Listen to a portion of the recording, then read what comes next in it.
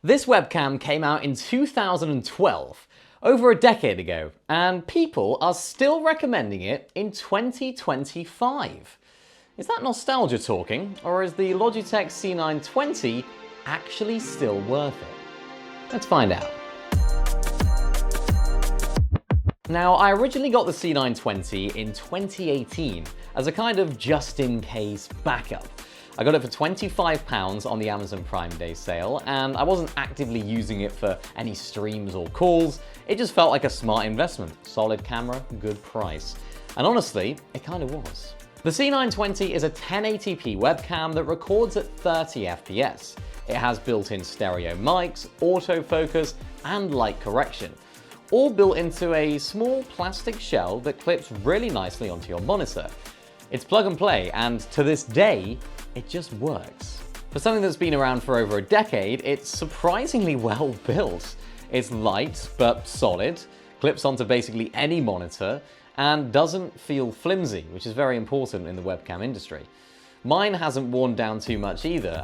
It's got no peeling, no lens issues, a little reliable piece of plastic that's aged better than some modern webcams. One of the gripes that I have with this camera is the cable. It's quite short, so if you're doing anything beyond a sort of standard front-facing shot, or your PC is further away from maybe where your monitor is, you might struggle. Of course, USB extenders exist, but something to keep in mind. You do get autofocus, of course, which is decent, not lightning fast, but serviceable. There's light correction too, which does help in darker rooms. And while there's no HDR or AI tracking like newer webcams, it still holds its own in basic setups.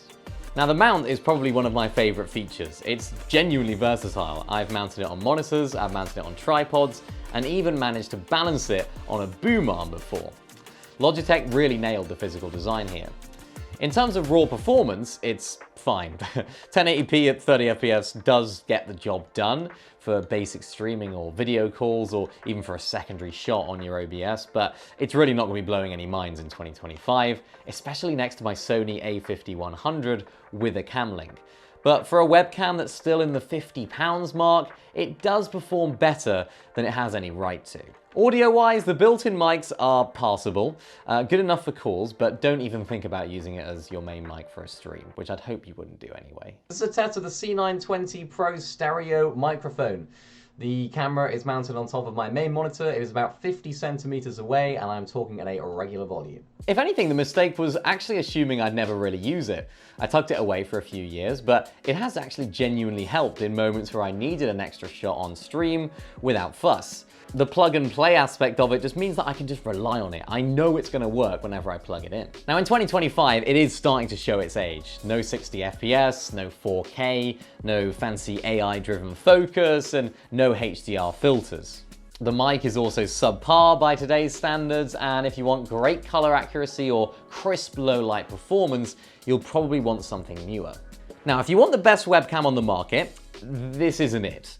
But if you want a no-nonsense, reliable second camera for a top-down unboxing shot, an extra shot on OBS, or even just a basic stream, maybe if you're getting started with streaming, the Logitech C920 still punches above its price tag. It's not flashy, but it gets the job done, and sometimes that's all you need. If this review's helped you out, then of course make sure to like as well as subscribe to the channel for more tech videos just like this one. And let me know down in the comment section down below, are you going to be picking up a Logitech C920, or maybe you have your eyes on something a little bit newer? Interested to hear your guys' thoughts, and of course check out this video on the screen right now for another amazing tech video, and we'll see you in the next one.